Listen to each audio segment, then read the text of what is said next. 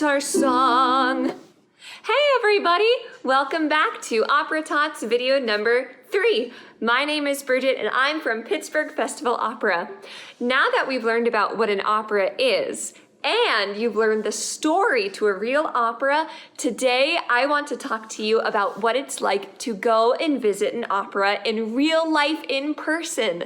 So we're going to talk about some of the famous opera houses of the world and how to behave when you go to the opera. But first, here's a fun activity. This game is called Sidewalk Solfege. Solfege is a tool that musicians use to learn scales in music. Each scale has a different syllable that has a different sound. It goes do, re, mi, fa, so, la, ti, and back to do. Here is how all of the syllables sound when you jump on them. Do, re, mi, fa, so, la, ti, do. You can play a game with these too. You can either make up your own songs, or you can make songs that you already know by jumping on the syllables that match. Let's try a song together.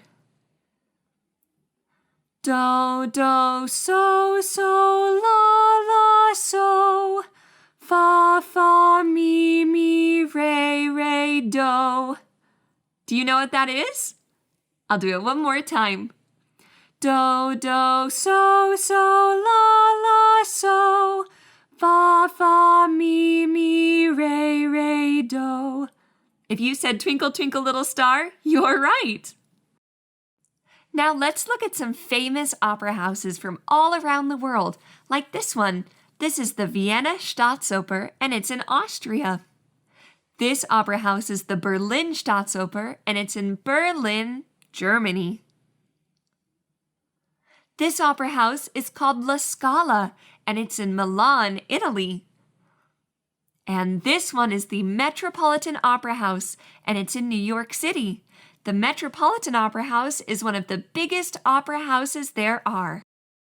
Being inside of a grand opera house is very exciting. So let's talk a little bit about how to be a good audience member at the opera. Going to the opera is a lot like going to a play or a musical. Have you ever been to one of those? Going to an opera is super fun. When you get your ticket, you'll go inside and you'll sit down. Then you'll see the maestro, or the person who leads the orchestra, come up and stand in the orchestra pit. And he will take a bow, and then everyone claps as he starts the overture. The overture is a collection of songs and melodies from the show that's about to happen, and it is completely done by instruments. Once you hear the overture begin, you'll know that it is now your job to be a good audience member. This means making sure that you are quiet and listening very well. You will also see the curtain rise during the overture to show the set of the opera. The set is where we find out where we are in the opera and when the opera is taking place. This photo is a production from the opera Rusalka. Look at this picture and see what sort of things are in the set that let us know that we're in the ocean. If you see something that is funny that happens during an opera, you are absolutely allowed to laugh and cheer. Sometimes operas can be very sad, and sometimes people even cry at the opera.